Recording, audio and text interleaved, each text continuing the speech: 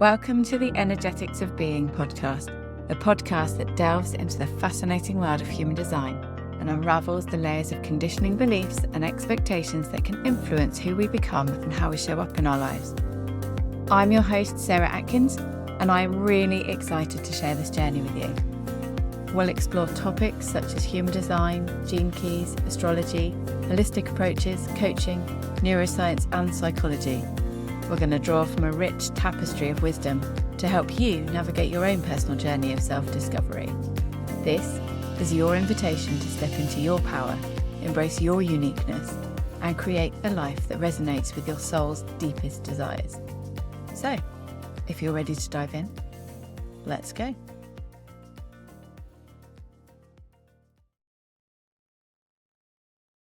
Hello, my loves. Long time no see. That's massively on me. And I thought I'd just record this little mini podcast episode to let you know what's been going on in my world, really. Because I started the podcast and I've got some amazing episodes that I just need to put out there. But last year, 2024, came with some interesting challenges for me. So some personal things like family related things. And I have also been on a really personal journey, which I know like this is the whole thing. That was the whole point of doing this podcast in the first place, right? To share the messy bits and all of the different strategies that we can use for deconditioning, to optimize our well-being, sort out our energy, looking at working with our human design and things like that. And I had this weird thing going on last year where I honestly thought I'd done like the deepest, darkest healing aspects of my journey. But around about, I would say May, June time, which was the anniversary of a few big things for me, including the passing of my mum, which was in 2022, and then a shifting of my state, something else happened to me in 2022, which is this is not really the platform to share. But it all got kind of tied up with the anniversary of my mum passing. It's weird how all of these things are somehow connected. Now, I hadn't actually made the connection for myself, but last year I had the privilege of working with the amazing Gemma Went. If you are not familiar with Gemma, I can pop a link in the show notes and you should go and check her out. I had the opportunity to work with Gemma mentoring, and as part of her Elevate Collective membership, which is now transitioned into the Elevate Mastermind. But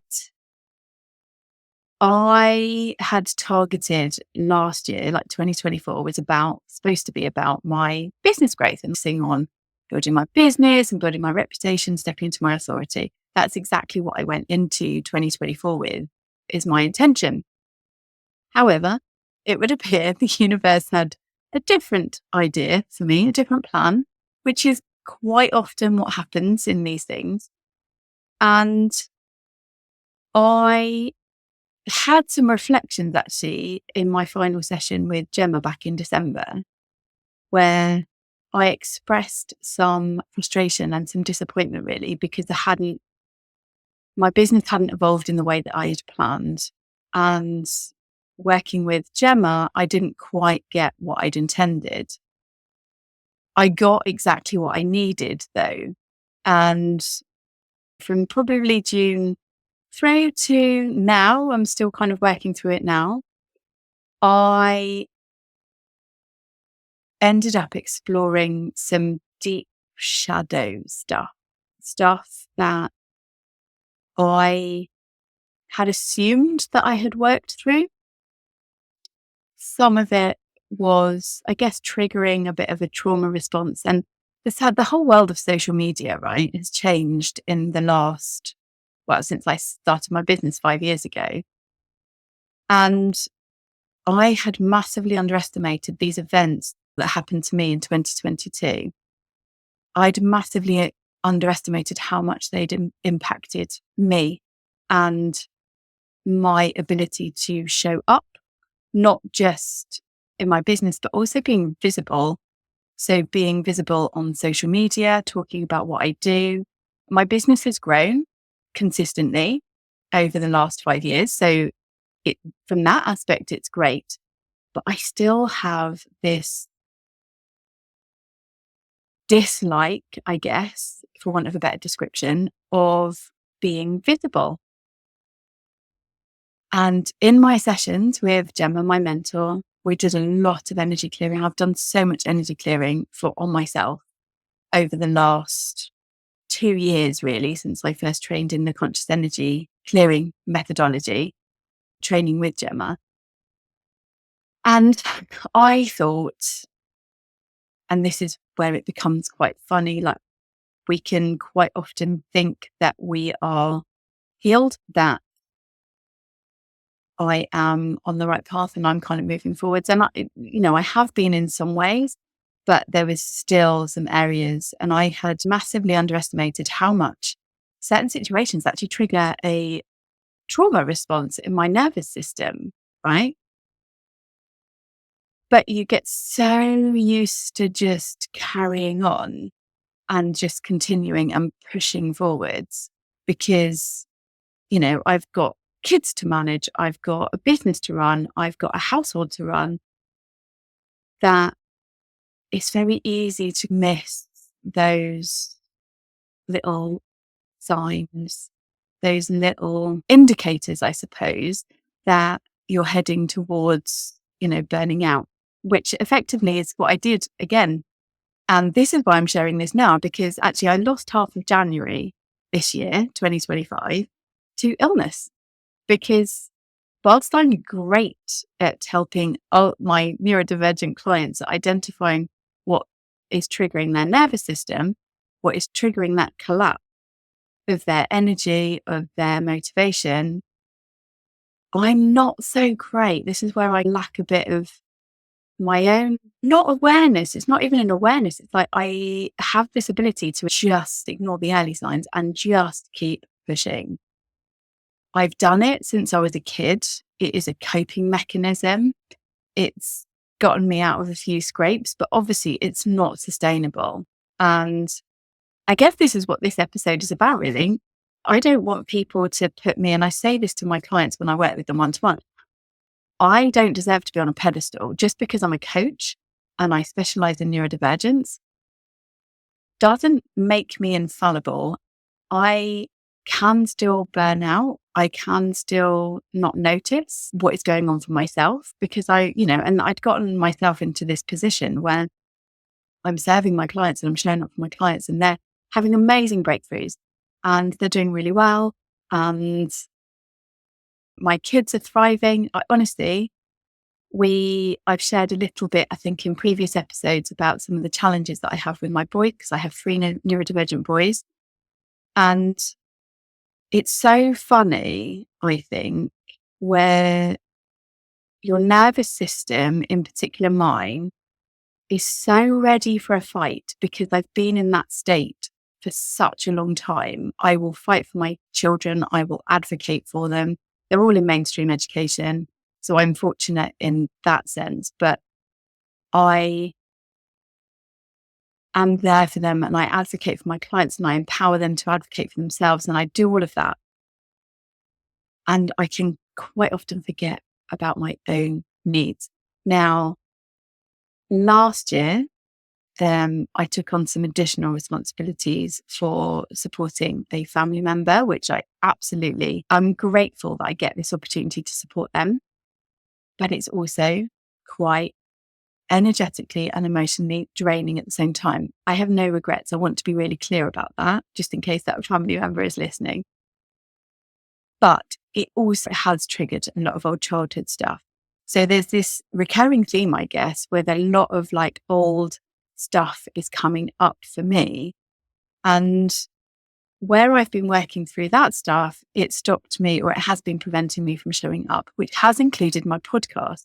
Now, I had reached a point with this podcast where I had sort of structured, or I planned out all my episodes, and I got stuck at the point where it needed to be a solo episode before I started sharing more of the interviews that I've got.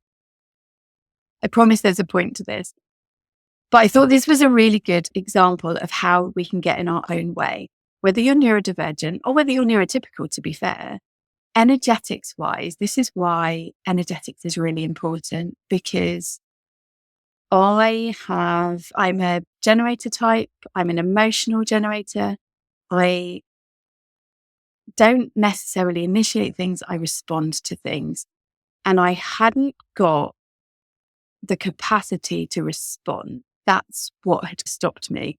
And I think I've been in that sort of generator plateau where I got a bit lost, I got a bit overwhelmed, and I wasn't sure where to go next. I didn't have the capacity to show up in the way that I wanted to on the podcast, which had stopped me, which then also, rejection sensitivity wise, I was then starting to feel really bad that I have all of these amazing interviews with some incredible humans recorded and episodes sorted and lined out. I'm letting them down. So this is where the RSD goes into absolute loco overdrive. They must think I'm a waste of space. They must think that I'm useless and I'm uncommitted and I haven't followed through. So then I internalize all of that. So last year was, I was very brutal to myself. Now I share this because I think if you are experiencing rejection sensitivity, I think we underestimate how much it can stop us and hold us back. Now, the start of my big breakthrough with recognizing this in myself, I was fortunate enough to have an equine therapy session. I went along to the Red Horse Foundation, which is here locally, here in Stroud, and I took part in their Way of the Horse workshop, which is where they introduce you to equine therapy. It was a group session. And as part of that, we got our own therapy session with the horses. And if for anybody that knows me personally, I can ride. I don't even have to be riding. I quite often, one of the reasons I moved here is to be more in the countryside. I dream about horses, which is probably a bit weird. I guess it was my special interest where when I was a kid, I knew everything about them. They had big folder. There was anyway, I go off on a tangent. I used to know all of the different breeds. I've lost some of that now as you get a bit older. You add new things, old things fall out, but I still recognize a lot of the old breeds and the terminology and stuff. I try going riding whenever I can. I will strategically plan my dog walks, which will include walking past some horses in the field. I'm the weird horse lady. You have cat ladies. I'm the weirdo that goes and talks to random horses. And 9 times out of 10, they come and speak to me, come and say hi, which always makes me feel good.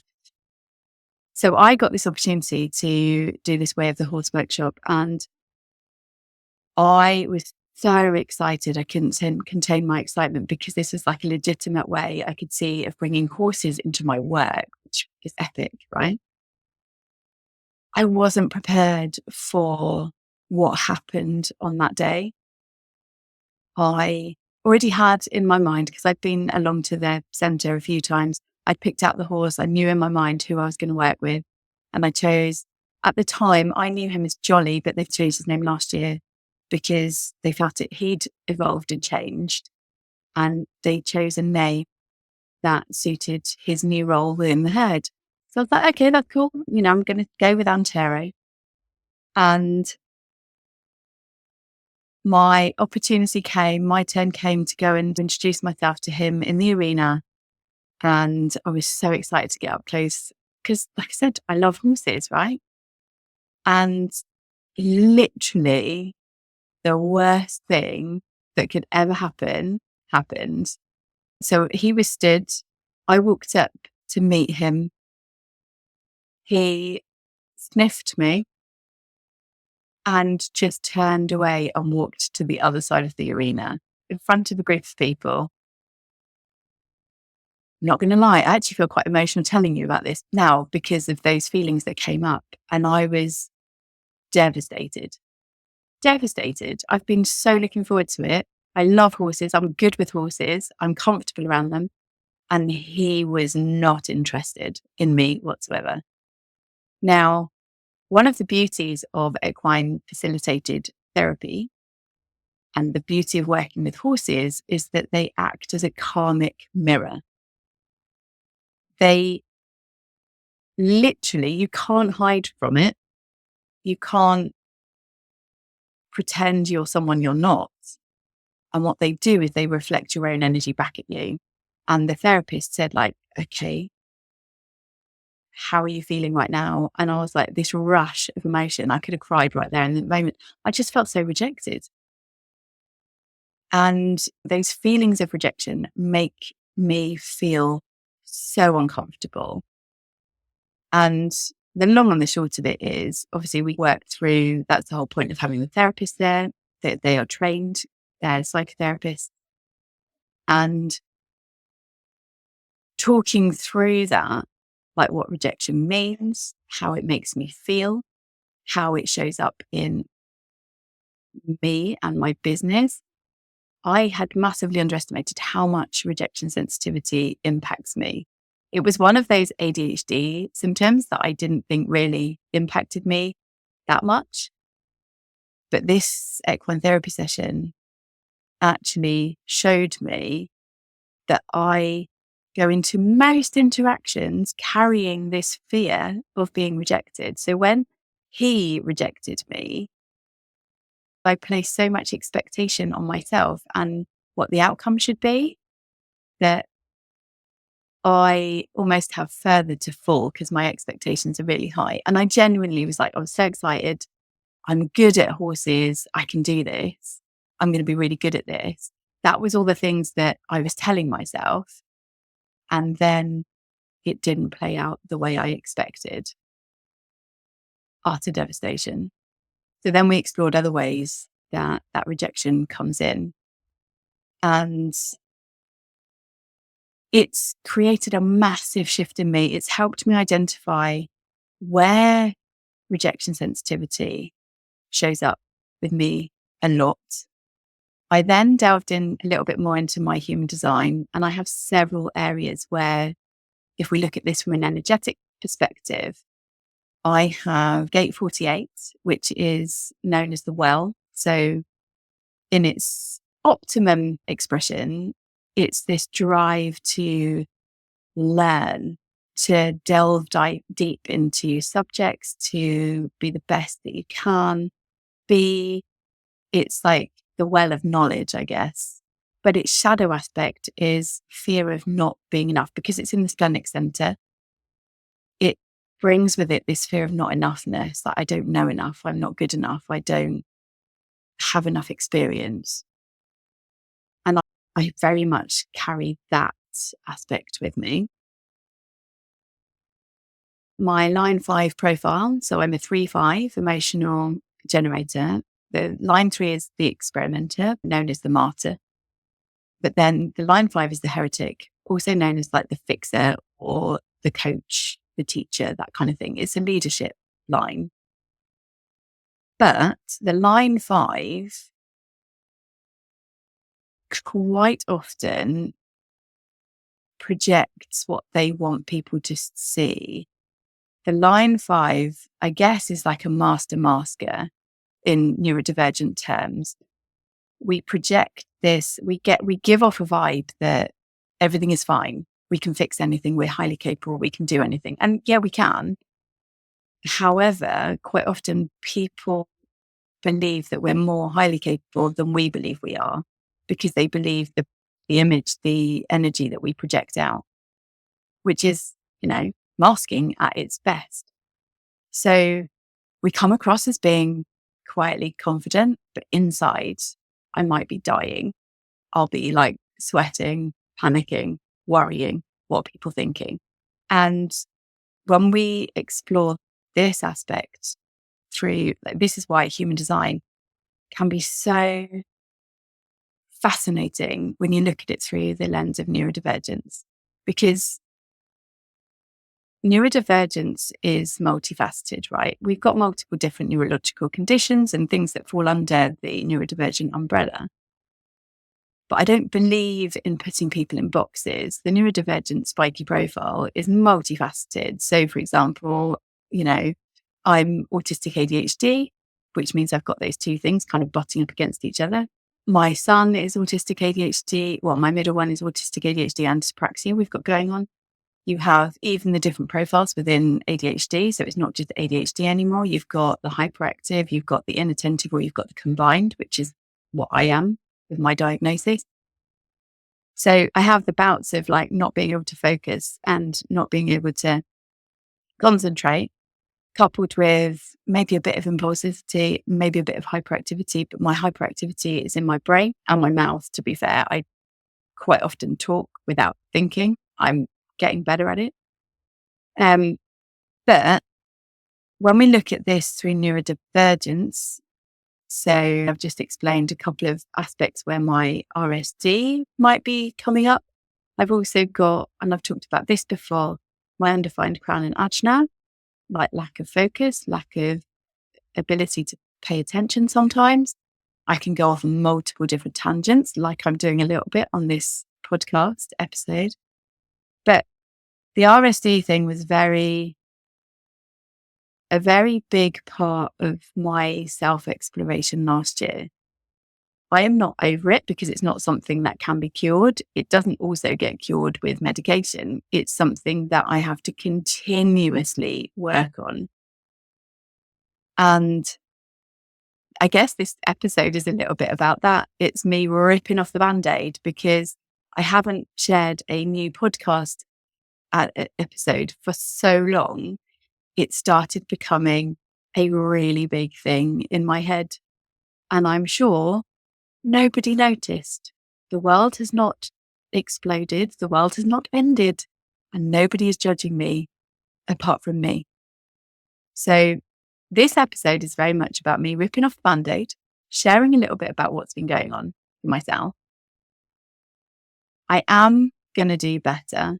I've kind of fallen out of love with social media, but I think that's part of a bigger thing in terms of noticing what's going on in the world, being more mindful about what I'm consuming and what can trigger my RSD, because quite often I know you're supposed to share things on social media, and because I'm a generator, I need to respond. So I always need to find things that trigger a response in me. So that does sometimes involve going onto social media to explore, like identify trends, things that people are talking about, trigger ideas, get inspired. But at the same time, it also triggers massive RSD because I think other people are better at what they're doing. They're showing up better, they're more consistent. I can really use social media to massively punish myself. So part of me managing this a bit better for myself, at the end of last year, I set up some accountability for myself. And I have several people in my world. I don't just place this responsibility on one person because, that's too much for one person. But I have mutual agreements with a couple of amazing humans, which I am going to get them onto the podcast at some point. We just haven't arranged it yet. But they are there for me. I can voice note them. They can voice note me. I am there for them. I support them in the best way. And this morning I had a call with one such amazing human. And we talked about just digesting what's been going on over the last few weeks. And things have come to a head for me in terms of not showing up anywhere. And she asked me this best question, like, what feels easy to you right now? What do you have capacity for? And it wasn't writing a social media post. It was like, oh, I can just talk. I learned from doing the podcast when I first started, I learned that I can actually talk to myself quite easily and quite comfortably. I am a verbal processor, so I talk to think. I don't always remember what I've said. So actually, even for myself, it's really good to listen back to my own podcast episode and think, oh, that was really wise. That was really insightful. Thanks for sharing that. But this felt the easiest. So I thought, fuck it. I'm just going to record a podcast. There's no script. I'm just riffing on how things come up and what I wanted to talk about. So I don't even have any notes in front of me, but I wanted to share a little bit about where I'm at, what my plans are. I am going to be releasing some more podcast episodes. I am going to be seeking out people to interview some more of, because I think these conversations are super important. I'm going to share a little bit more about my journey, not only as a neurodivergent business owner, but as a coach and as a parent carer, which is part of a new identity that I'm kind of becoming, I won't say comfortable with, but I'm identifying more with, because again, I haven't accepted any support, external support or help. We've been doing this, myself and my husband, for my eldest, it'll be 15 this year. We've done all of this all ourselves, and we have not accepted any external support at all. And there's only so much that this line 5 can just keep fixing and keep fighting and keep advocating without accepting help. So that's a new part, new process. And it's not because I'm not enough. It's not because I'm not good enough. It's because I can accept help. I am worthy and deserving of accepting help and support. And that's where I'm at. So I hope this helps anybody that has been feeling very similar to me. I am going to apologize, even though my friends tell me I apologize too much, but I am going to apologize for not being here as much as I would want. I am going to be showing up more often. But this podcast is probably going to be my primary place, and potentially YouTube is my new thing that I'm going to be working on, because I am better talking. I'm better on video, and I'm just leaning into that and seeing where it leads me. So thanks for listening. If you got this far, I'm excited to see what 2025 is going to bring. It feels more expansive already in where we're at, but also something that is exciting about 2025 that I haven't really shared a huge amount is I have launched my very own journal. This is the proof copy. It is available on Amazon. It's about human design. It is neurodivergent friendly because there's some added bonuses. If you're anything like me, I'm terrible at buying a journal and then not doing it, because I get really excited. I start doing it a few times and then I get bored or I lose interest.